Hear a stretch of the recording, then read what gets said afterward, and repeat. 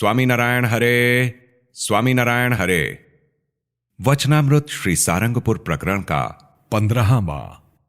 मुग्धा, मध्या और प्रौढ़ा गोपियां। संवत 1877 में भाद्रपद शुक्ला चतुर्थी 11 सितंबर 1820 को श्रीजी महाराज श्री सारंगपुर ग्राम स्थित जीवा खाचर के राजभवन में कमरे के बरामदे में विराजमान थे। उन्होंने श्वेत वस्त्र धारण किए थे। उनके समक्ष सभा में मुनि तथा स्थान स्थान के हरिभक्त बैठे थे। श्रीजी महाराज बोले कि लीजिए, एक प्रश्न करते हैं। भगवान के दो प्रकार के भक्त हैं। इनमें से एक भक्त को तो भगवान से अत्यंत प्रीति रहती है और भगवान के दर्शन के बिना उससे क्षण मात्र भी रहा नहीं जाता, और भगवान के प्रति उसका प्रेम ऊपर से बहुत दिखाई पड़ता है।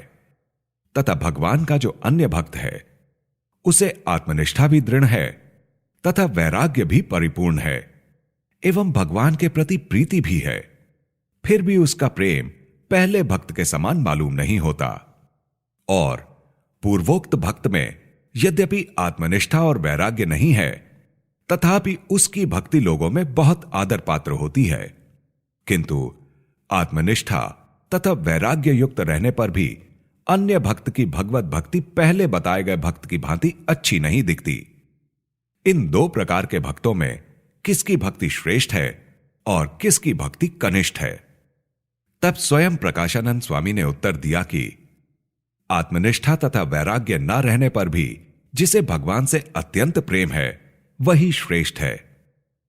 यह सुनकर श्रीजी महाराज ने तर्क किया कि जिसे वैराग्य और आत्मनिष्ठा नहीं है उसे आप कौन सी बुद्धि से श्रेष्ठ बताते हैं? क्योंकि वह तो देहाभिमानी है। इसलिए जब इसे शारीरिक सुख मिलेगा और ऐसे पंच विषयों का योग होगा, तब इसको विषयों में आसक्ति हो जाएगी। फिर इससे भगवान से वैसी प्रीति नहीं रहेगी। आप इसे श्रेष्ठ क्यों कहते हैं? तब स्वयं प्रकाशानंद स्वामी बोले कि जिसे विषयों से प्रीति हो उसे हम भगवत प्रेमी नहीं कहते। हम तो गोपियों जैसे भक्तों के लिए यह बात बताते हैं। परंतु श्रीजी महाराज ने कहा कि गोपियां कहीं भोली भाली नहीं थीं। वे तो आत्मनिष्ठा एवं वैराग्य युक्त विवेकशील भक्तों से भी बढ़कर समझदार थीं। जैसे कोई राजनीतिज्ञ हो और वह उच्चारण करता हो, ऐसा गोपियों का वाक चातुर्य था, और वे भगवान को भी जैसा जानना चाहिए वैसा महिमा पूर्वक यथार्थ रूप से जानती थीं। और समस्त यादवों में अतिशय बुद्धिमान तथा भगवान के प्रधान सचिव उद्धव जी भी गोपियों की अध्यात्म समझ को देखकर गदगद कंठ हो गए और बोले थे कि ज्ञान की बातें बताने के लिए मुझे गोपियों के पास भेजकर भगवान ने मुझ पर अत्यंत अनुग्रह किया है। यद्यपि वे स्वयं गोपियों को उपदेश देने के लिए गए थे, किंतु वहां गोपियों के वचनों को सुनकर उन्होंने स्वयं उनसे उपदेश ग्रहण किया। और यदि आप कहेंगे कि गोपियां ऐसी बुद्धिमती नहीं थीं, किंतु उनमें मुग्धा, मध्या तथा प्रौढ़ा नामक 3 प्रकार के भेद थे।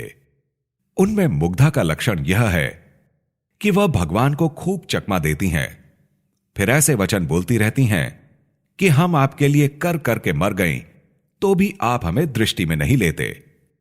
ऐसा कहने पर अगर उसे अधिक छेड़ा जाए तो वह भगवान से रूठकर तुच्छ सा वचन बोलने लगती हैं। उस समय सुनने वालों को ऐसा मालूम होने लगता है कि ये अभी अभी विमुख हो जाएंगी। अतः शास्त्रों में जिनके इस प्रकार के वचन हो, उन गोपियों को मुग्धा समझना चाहिए। और मध्या तो किसी भी दिन भगवान के सामने रोष नहीं करती और व्यंग वचन भी नहीं बोलती।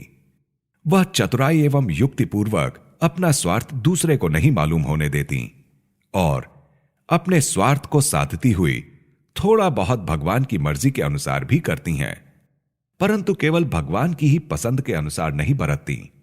और यदि उसे भगवान की ही मर्जी के अनुसार करना पड़े तो भी कुछ अपनी बात भी मनवाने की युक्ति अवश्य ढूंढ निकालती हैं।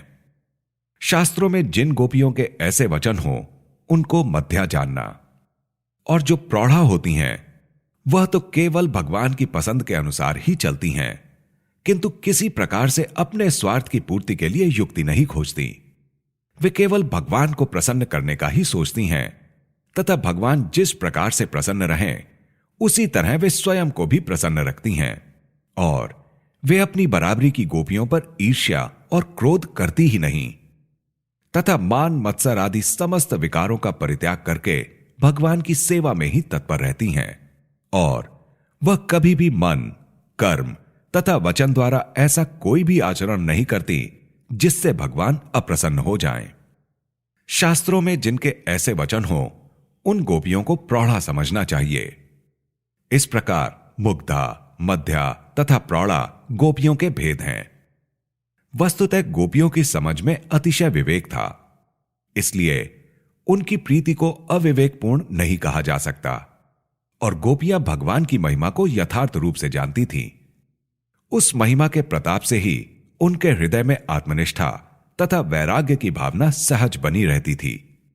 इसलिए उन गोपियों के हृदय में आत्मनिष्ठा तथा वैराग्य आदि अनेक कल्याणकारी गुण भगवान के महात्म्य के प्रताप से संपूर्ण बने हुए थे और ऐसे आत्मनिष्ठा तथा वैराग्य से रहित भक्तों की रीति यह है कि वे केवल भगवान संबंधी ही शब्द, स्पर्श, रूप, रस और गंध नामक 5 विषयों की इच्छा करते हैं, परंतु अन्य माइक विषयों की इच्छा नहीं करते।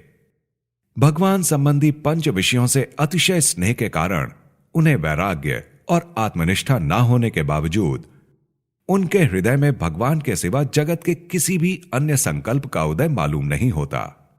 जैसे कि वर्षा नहीं हुई हो तब नाना प्रकार के तृण बीज पृथ्वी पर कहीं भी नहीं दिखाई पड़ते, किंतु वर्षा होते ही इतने तृण उगने लगते हैं कि पृथ्वी कहीं दिखाई नहीं पड़ती।